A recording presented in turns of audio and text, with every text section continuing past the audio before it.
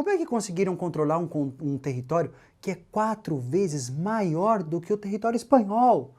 Como eles fizeram isso tão rápido? Porque não foi só a região do México que eles dominaram, nem só a região do Caribe, nem só a região ali onde habitavam os incas. É tudo isso junto. E é nessa aula que a gente vai entender então esse processo, os fatores dessa conquista maluca. A gente vai tentar entender. Não dá para entender tudo também não. Porque só quem viu, viu, né, cara? O que ficou registrado é sempre uma menção àquilo que realmente aconteceu. Agora, o bacana dessa aula é que a gente vai aprender não só o que foi transformado aqui na América, mas também aquilo que permaneceu. Apesar da conquista espanhola, alguns costumes indígenas antigos permaneceram. Então a América Latina, a Pachamama aí que a gente conhece, ela depende muito desse entendimento desse processo de conquista. Porque foi um trauma para os povos daqui, e a gente nunca mais esqueceu. Até hoje a gente fala a língua do europeu por alguma razão, porque antes não falava. Então é nessa aula que a gente vai entender legal a conquista espanhola. O tema é forte, hein? Se prepara.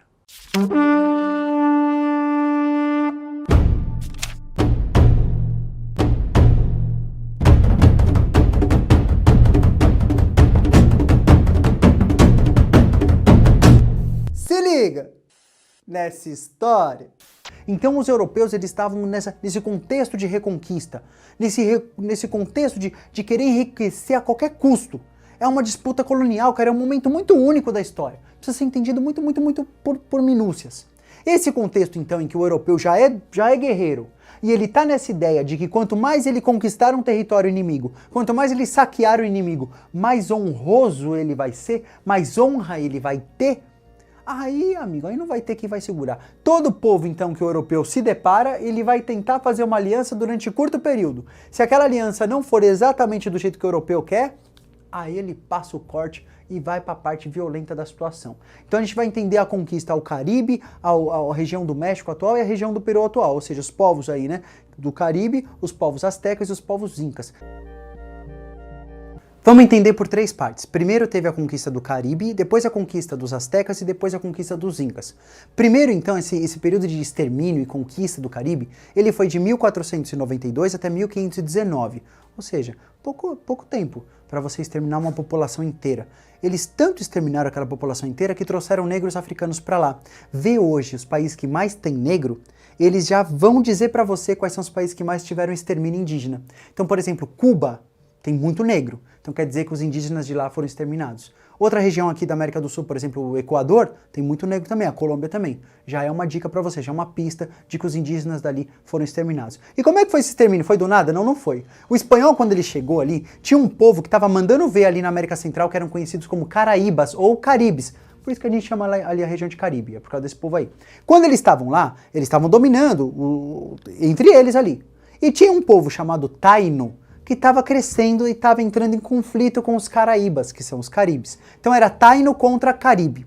O Taino, quando viu o espanhol chegando, falou, é agora, eu vou fazer aliança com esse cara para derrotar os Caribes. Então o espanhol chega, faz aliança com os Tainos, matam os Caribes para depois matar os próprios Tainos. Esse esquema de fazer aliança com os índios e colocar os índios para tretar, os indígenas, né, para lutarem uns contra os outros, virou praxe. A gente vai falar de quatro fatores que pode servir aí para o Caribe, para os astecas, para os incas, não tem problema. A gente vai falar desses fatores que os espanhóis utilizaram como regra para conquistar. O primeiro fator é o fator militar. O espanhol, ele é muito bom guerreiro. Eu não estou falando que o asteca e o inca não sejam bons guerreiros, eles também são. Mas as técnicas de guerra dos espanhóis são muito loucas. Não vou nem dizer que elas são mais avançadas. Por mais que o espanhol tivesse sim arma de fogo, e vamos considerar que a arma de fogo é poderoso, cara. Não por causa da velocidade, porque não era tão rápido não, eles tinham arcabuzes lentos. Você dava um tiro assim, ó, pum! E aí tinha que demorar 5 minutos para recarregar a arma e tal, e ir lá e dar outro tiro. Só que cada vez que você ia lá e dava um tiro, bum! Um índio morria com um tiro. E outros 18 morria de susto, mano. Nunca tiveram ouvido nunca tinham ouvido algo tão alto, parecia trovão. Eles até falavam, esses espanhóis são filhos do trovão. Eles fazem muito barulho. Então dá pra considerar arma de fogo? Dá. Mas vamos relativizar, vamos com calma, porque uma flechada indígena naquela época era bem mais rápida do que o tiro. O problema é o fator psicológico. Então, ó, já são 2 fatores. O primeiro é o militar. O espanhol tem arma de fogo, o indígena não tem, ok. Mas vamos relativizar essa vantagem militar por causa da arma de fogo, porque o indígena também tinha armas muito boas ali para aquela região ali de floresta fechada, por exemplo, um arco e flecha vai muito melhor do que um arcabuz antigão. Mas tem outros fatores que a gente vai ter que considerar. Um deles é o imaginário. Os indígenas, naquele momento, vários sacerdotes já estavam dizendo, já estavam anunciando que alguma coisa assim apocalíptica ia acontecer. Eles já estavam tendo sonhos de que alguma invasão ia acontecer e o mundo deles ia ser transformado. O que é uma coincidência muito legal para as pessoas aí que são mais aí que gostam dessas coisas assim, superstição. É muito legal pensar que incas e astecas, por mais que eles ficassem tão longe uns dos outros, os dois tiveram uma coincidência. Vários deles falavam assim, não, tá para chegar aí um povo, talvez os deuses venham, eu sei que a gente vai sofrer uma grande mudança daqui a pouco. Eles sentiam que algo ia acontecer, e aconteceu. O fator do imaginário é muito importante. E não só em relação a esses presságios, né, a esses sonhos, esses pesadelos, não é só isso. Eles também olhavam o cavalo do espanhol e algo chamou muita atenção deles. Eles também tinham alguns animais ali, tipo lhama, alpaca, mas o cavalo era mais violentão, assustava eles, que é mais fortão, mais altão. Mas o que deixava os indígenas em choque era que quando o espanhol chegava em cima do cavalo e fazia um gesto, o cavalo levantava. Quando fazia outro gesto, o cavalo corria. E aí os indígenas piravam, os indígenas falavam, você é louco, mano, os caras se comunicam com os cavalos só em gesto. O cavalo já entende, nem eu tô entendendo o que ele tá falando e o cavalo entende. Eu que não vou tirar uma com esse cavalo aí não. Os espanhóis até escondiam os cavalos doentes para os indígenas acharem realmente que eram seres sobrenaturais. Então tem um efeito psicológico muito grande. Tem um efeito de falar, caramba, não vou lutar contra esse cara não, mano. Olha a roupa dele aí, ó, tá brilhando, nem sei se é pele humana, que é isso aí, velho? Então esse fator imaginário é de se considerar. Agora vamos falar de algo material, vamos falar de algo assim, para as pessoas que são mais de exatas, vão gostar desse terceiro fator aqui, que é o terceiro fator da aliança com os povos inimigos. O espanhol foi genial nessa ideia. Quando ele chegou na América, em qualquer região, né, ele chegou e percebeu que os indígenas ali não eram todos amiguinhos e viviam de mão dada. Eles mesmos tinham seus próprios inimigos, seus próprios conflitos. Então os espanhóis jogaram com isso. Os espanhóis falaram, peraí, ó, se eu tô sabendo que o Taino é contra o Caraíba, eu vou me juntar ao Taino contra o Caraíba, depois com o Caraíba contra o Taino. Eles vão fazendo o jogo duplo. E por conta dessas alianças, eles conseguem aumentar muito o número de combatentes, né? Os espanhóis sozinhos não iam dar conta, cara. Era muito guerreiro asteca, era muito guerreiro inca. Os espanhóis só conseguem vencer esses povos porque eles têm vários outros indígenas aliados aos espanhóis, que é uma ironia da vida, né? Você pensa hoje, puxa, como é que os indígenas aceitaram essas alianças com os espanhóis? Pois é, naquela época eles viram nos espanhóis uma possibilidade de vencer algum povo mais forte. Mal sabiam eles que depois os próprios espanhóis iriam se virar contra eles próprios. E o quarto fator, e talvez o mais drástico, talvez o que mais tenha matado indígena, é o fator epidemiológico, ou seja, muito indígena morreu doente, morreu por conta de epidemias, doenças que foram trazidas pelos espanhóis, os indígenas não conheciam a cura, por exemplo, da varíola, entre várias outras doenças. Milhões de indígenas morreram. Foi uma peste tão forte, uma epidemia tão forte que dá pra gente comparar com a peste negra que aconteceu lá na Idade Média na Europa. Então são 4 fatores básicos pra gente entender como que os espanhóis em minoria conseguem vencer povos tão malucos aí, como os incas, os astecas e os caribes ou caraíbas também. Então são 4 fatores aí. Militar, tem o imaginário, ou você pode colocar aí psicológico, né? Tem a questão das alianças e tem a questão das doenças, das epidemias. São 4 fatorzinhos aí que já dá pra, pelo menos assim, falar, ok, dá pra imaginar isso tendo acontecido.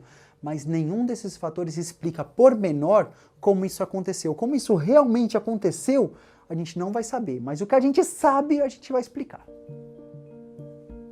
Agora a gente vai saber como é que foi essa conquista lá em relação aos astecas. Hernán Cortés, o maior comandante dos espanhóis na época, ele foi de Cuba até o norte do México, norte mais ou menos assim, onde tem a praia, né? Veracruz. Ali ele se estabeleceu em 1519. Conheceu uma indígena que foi vendida para ele como escrava. Essa indígena odiava tanto os astecas que começou a falar todos os astecas para ele. Pode deixar, eu vou aprender espanhol, vou me comunicar com você, eu sou a Malinche, prazer. Até hoje, os mexicanos dizem, então, que as pessoas que traem a própria pátria são malinches, né? São traidores. A Malinche vai ficar muito conhecida no México como uma representação da traição nacional. A Malinche, ela foi vendida como escrava, ela estava louca de raiva dos astecas. Então ela falou tudo o que podia para os espanhóis, fez todos os contatos que precisava com os espanhóis, falou para os espanhóis, ó, tem vários inimigos aqui dos astecas. Tem mais de 40. Os astecas chamam esses povos inimigos de Altepetli. Não tem problema não. Eu vou ajudar você a fazer contato com eles. Eu sou bilíngue, aprendi espanhol rapidinho, ó. Vou te ensinar, Hernán Cortés. Então a Malinche ajuda muito Hernán Cortés, pelo menos é o relato que a gente tem. No ano 1519, ainda no final desse ano, o próprio imperador Montezuma II dos Aztecas chama o Hernán Cortés para sua cidade. Hernán Cortés vai então para a cidade, para a capital dos Aztecas, que é Tenochtitlan, ainda em 1519. E quando ele vai lá, ele fica impressionado com o tamanho das pirâmides. Ele fala, eu nunca vi isso nem na Europa. Caramba, eu que achava que os europeus eram os mais grandão de tudo, caramba, tô começando a desconfiar disso agora. A cidade era muito louca. A cidade ficava no meio de um lago, cara. Tinha aqueduto que trazia água lá de longe pros caras. Era muito esquema. Tinha um dique também que separava água salgada de água doce da lagoa. Tinha ilha artificial fazendo comida pros caras, que eram as tinampas. Era uma arquitetura impressionante, um urbanismo impressionante. Os espanhóis ficaram assim, caramba, a gente não vai conseguir derrotar esses caras não. Acho que não vai não. E isso era que o Montezuma II queria. Ele queria assustar os espanhóis, mas no fundo, o Montezuma achava que os espanhóis eram deuses. E o próprio Montezuma falou, espanhol, eu sei que você é deus e que você um dia vai conquistar a cidade toda, mas é isso aí, né? A gente tá na paz aí, tudo vai dar certo, espero que você não mate geral a gente aqui não. Os espanhóis, então, analisaram muito bem a situação, viram quão poderosos eram os astecas, mas viram que eles eram odiados por outros povos. E eles começaram a se fortalecer e fazer mais aliança, mais aliança. Ao todo eles tiveram mais de 40 aliados indígenas, mas ficaram na boa. Tava tudo bem até o ano de 1519. Só que no ano de 1520, alguma coisa mudou. Os espanhóis, de tanto ver aqueles sacrifícios humanos, os espanhóis ficaram tão horrorizados com aquele sacrifício, que teve uma vez que um espanhol foi lá e mexeu na mão do sacerdote, quando o sacerdote ia matar um moleque, o espanhol pegou a mão do sacerdote e falou, você não vai matar ele não, mano! Mancada ficar matando os caras todo dia. Pro espanhol aquilo era um absurdo. Quando o sacerdote viu que o ritual dele, que era o centro da vida dele, foi impedido pelo espanhol, começou a gritar, mano, esse espanhol, mano, estão zoando aqui o nosso ritual, o mundo vai ser destruído por causa desses espanhóis aqui. Aí começou a dar uma treta louca. Como os espanhóis estavam em menor número, os astecas botaram eles pra correr, vários morreram, é conhecido como Noite Sangrenta, Noite Triste, Noite do Pesadelo, Noite do Mal. O final de 1520, então, acaba muito mal para os espanhóis. Só que aí eles percebem o seguinte, peraí, ó, pra gente tomar essa cidade de novo, vamos com calma. Vamos fazer um cerco. Primeiro, quebra esses aquedutos deles aí. Faz a água doce parar de chegar lá. Segundo, quebra o dique deles aí, faz a água salgada voltar a se misturar nessa lagoa aí, pra eles não ter mais água doce pra plantar também essas tinampas deles aí. Vamos aos pouquinho fazer esses astecas passar fome. E vamos fortalecer nossas alianças aqui, que o dia da invasão tá chegando. 1521, agosto de 1521, é quando Hernán Cortés consegue, então, de fato, destruir, né, o Império Azteca a partir da morte do próprio Montezuma II. Galera, alguns dizem que até o próprio povo já estava se voltando contra o Montezuma II, coisa que a gente não vai descobrir. Fato é, a partir do momento que os espanhóis conseguem derrotar o maior dos imperadores astecas, todos os outros astecas falam, opa, parou. Se ele já destruiu aquele cara que a gente achava que era meio deus, é melhor a gente não mexer com eles. É melhor a gente aceitar que eles são nossos novos líderes agora.